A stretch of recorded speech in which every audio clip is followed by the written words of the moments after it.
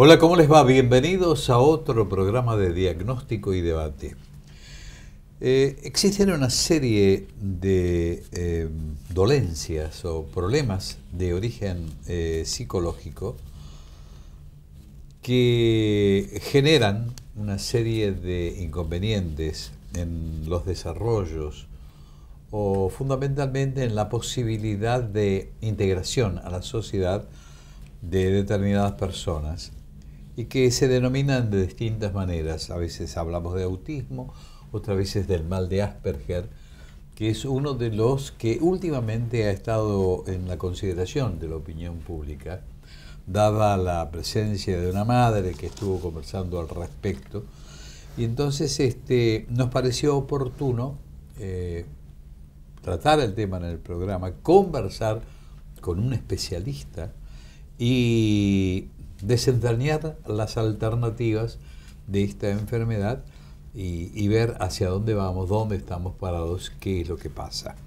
Está con nosotros el licenciado Matías Cadaveira, que es psicólogo de la Universidad de Buenos Aires y además es el jefe de clínica de trastornos del espectro autista de INECO. Así que además es profesor de grado, etcétera, etcétera, es decir, lo habilita como para que podamos conversar, o nosotros podamos conversar con él y enterarnos efectivamente de estas alternativas, de lo que puede significar este mal en particular.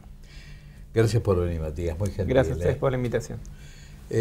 Contanos, por favor, este asunto del síndrome de Asperger.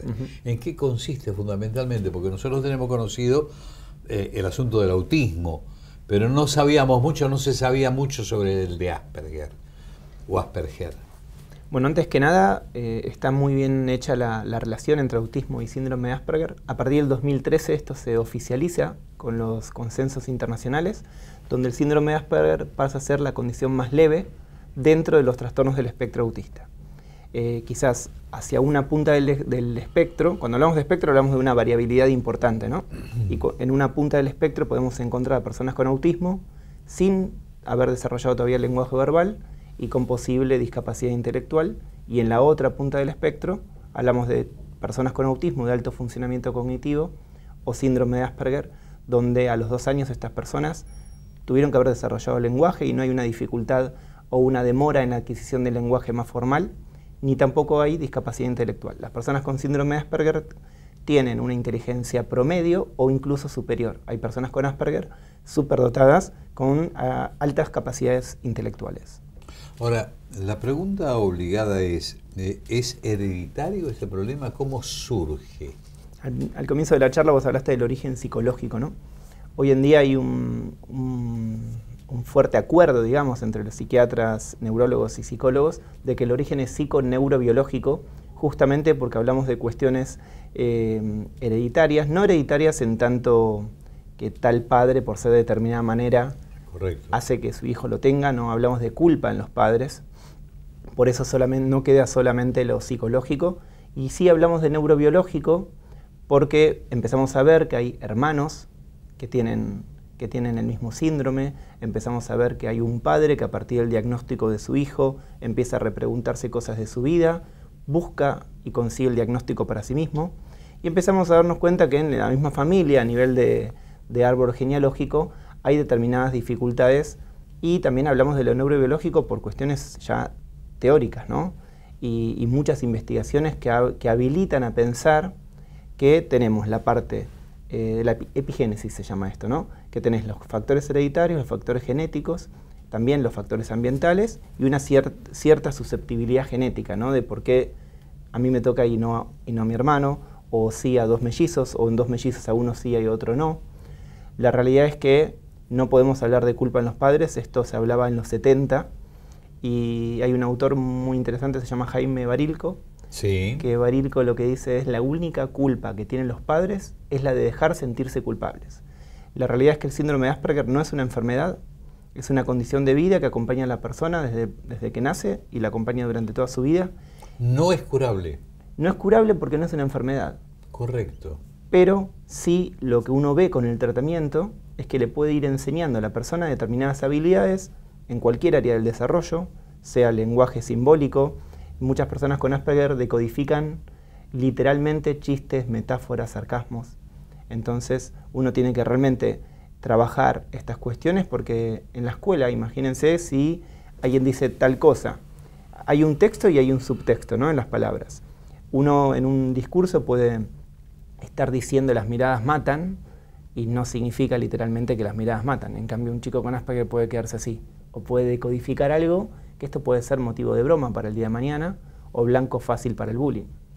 La concurrencia a las escuelas de estos chicos, ¿tienen que ir a escuelas diferenciadas, especiales, o pueden compartir, porque esa dificultad de comunicación les impide a lo mejor desenvolverse normalmente? ¿Cuál es el esquema de educación? Mira, ya por ley, nuestro país es un país inclusivo. Así que todas las escuelas, por ley, es como un derecho, ¿no? La educación integral es un derecho para todas las personas. Correcto. Tengas síndrome de Asperger, síndrome de Down o no tengas ningún síndrome ni ninguna particularidad. Entender la educación integral y entender la inclusión educativa como tal habilita a pensar que el mismo esquema institucional tenga que adaptarse a las particularidades de cada persona. No que yo me tenga que adaptar a la fuerza en la escuela y si no encajo me tengo que ir a otra. Las personas con Asperger se pueden incluir en cualquier contexto. El tema es que el contexto sea, que el entorno sea amigable y que el contexto sea empático. Si yo entiendo que una persona tiene dificultades a nivel de habilidades sociales, tengo que poder ser puente, si soy docente, para que esa persona interactúe lo mejor posible con esos compañeros en el aula. Si yo veo que el chico está optando por agarrar un libro y leer todos los recreos, o un juego aislado, o un juego paralelo, me puedo preguntar, ¿qué puedo hacer yo para poder hacer que esta persona interactúe mejor con el otro, sin solamente quedarme en el lugar de observador? Ah, no interactúa en los recreos, le falta todavía o aún no logrado. Si me quedo en el lugar de la observación, termina siendo un juicio solamente. De todos modos, también los maestros tienen que estar preparados para saber tratar con este tipo de alumnos. Y no lo están la mayoría. Claro. Es lo mismo que ocurre con otra serie de chicos, que, por ejemplo, los superdotados, que están en la misma escuela y que tampoco tienen el mismo tratamiento porque no están capacitados los maestros. En un caso o en el otro no están capacitados a lo mejor como para poder absorber la enseñanza de estos chicos, ¿no? Sí, es un dilema, porque no están preparados, tampoco van a estar preparados el año que viene, y si uno empieza a indagar lo que son los planes de estudio del magisterio, de los profesorados, uno ve que los planes de estudio son totalmente obsoletos para la necesidad actual. Yo siendo psicólogo, en la facultad no vi ninguna materia de discapacidad, ninguna. Y si vos vas a la UBA, el programa de la UBA no se actualiza desde los 80. Entonces esto es algo que yo te diría que es persona a persona o profesional a profesional que tiene que ir capacitándose y haciendo su propia búsqueda de acuerdo a quién tengo enfrente.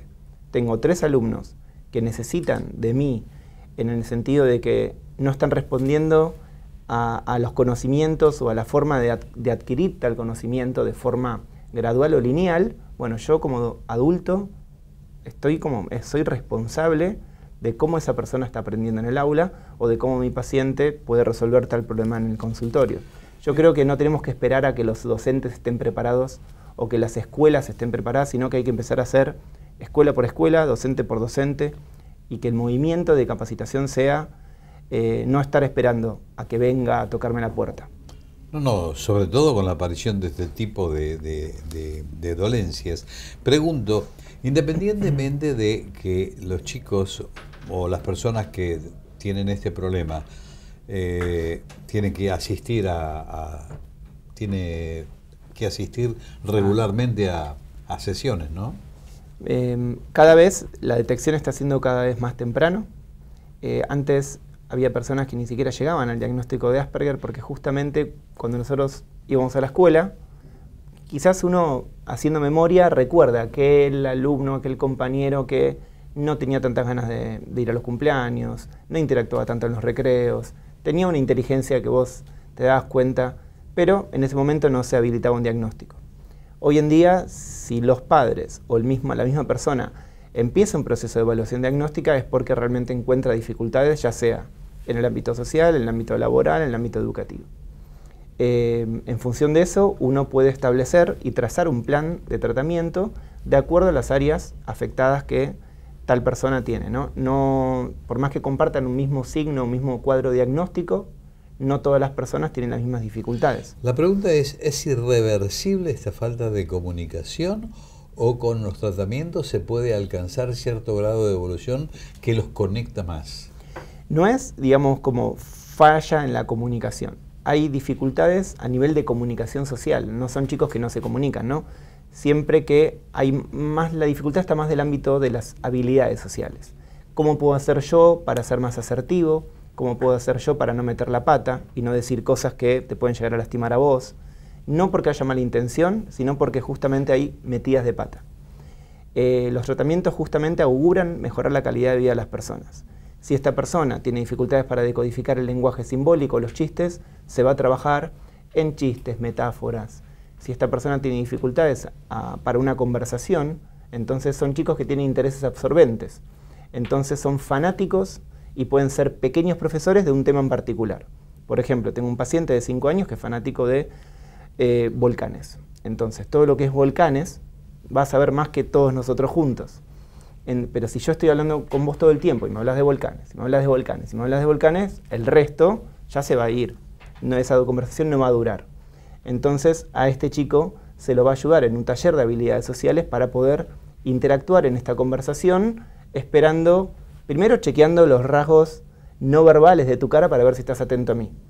Después, también preguntarte a vos cuáles son tus gustos e intereses. Y después que haya un poco este ida y vuelta. Y uno se repregunta, ¿no? ¿Me estás entendiendo? O yo miro tu cara, a ver si me está entendiendo. La otra pregunta tiene que ver un poco con la función de los padres en todo este esquema, ¿no? Que me parece que es indispensable. La verdad es que a los padres son los máximos organizadores de la vida de los chicos, y si justamente los padres no están organizados en cómo poder acompañar a su hijo con Asperger, es porque no están siendo bien orientados estos papás. Así que si el padre empezó tratamiento con su hijo y este nivel de estrés, en vez de disminuir, aumentó, es porque no está siendo bien orientado o ese tratamiento no está siendo el adecuado para ese chico. Objetivo número 1, disminuir el estrés de las familias. Entender que los padres no son los culpables y entender que los consultorios no pueden ser más puertas cerradas. Digamos, el padre tiene que saber lo que se trabaja con su hijo, para qué se trabaja con su hijo y qué estrategias le podemos brindar al padre para que después del consultorio la familia siga trabajando con este chico. Por ejemplo, estamos hablando de los chistes, ¿no? Dobles sentidos. En el almuerzo, en la cena, podemos hablar de determinada forma para poder hacer más familiar determinadas formas de hablar, determinadas formas de relacionarnos. Podemos llegar a potenciar que este chico invite a chicos a casa. Mi estimado Matías, tenés una cámara delante. ¿Qué te dirías a los padres que tienen un hijo con este síndrome de Asperger o que no saben efectivamente que el hijo padece de este tipo de problemas? Bueno, antes que nada, perder el miedo. Creo que es lo primero que un padre tiene que hacer, perder el miedo y empezar a aceptar a ese hijo independientemente de lo que uno esperaba que su hijo sea o que su hijo nazca, ¿no? Uno va a tener un hijo y antes que nada, si te preguntan si querés que sea varón o que querés que sea nena, creo que la respuesta sigue siendo la misma pasando los años y las décadas, que sea sanito, ¿no? El Asperger no es una enfermedad y lo primero que tenemos que hacer es erradicar mitos. Mitos de pensar que el autismo es aquel nene que estaba aislado en un rincón, entender que hoy en día esos justamente eran estereotipos y que personas con Asperger, si realmente los padres creen en que ese chico y ese hijo puede desarrollarse, eso es como lo más importante. La realidad es que el Asperger no limita, lo que genera barreras para la inclusión es el entorno. Y para aquellos, por último, para aquellos que tienen este problema, ¿a dónde deben dirigirse? Esto sería ideal indicarles. Psicólogos, neurólogos o psiquiatras especializados en TEA, corrientes ligadas a las neurociencias o corrientes ligadas a lo cognitivo-conductual. Hoy en día hay muchos tratamientos que están validados empíricamente y científicamente para atender a las personas con síndrome de Asperger autismo, ya sea tratamiento cognitivo-conductual, fonoaudiología con orientación neurolingüística, terapia ocupacional con abordaje de integración sensorial, porque muchas personas son hipersensibles y a veces el ruido que uno puede escuchar en un volumen 5, ellos lo escuchan en un volumen 30. Entender que la terapia física es muy, muy buena y talleres de habilidades sociales, más allá de también incluir y contemplar si esta persona necesita o no un acompañante en el aula. Correcto. Mi estimado Matías, gracias por venir. Gracias a vos, Luis, por la invitación. Por favor. Y ustedes no se vayan, que tenemos otro tema interesante para compartir con ustedes. Ya volvemos.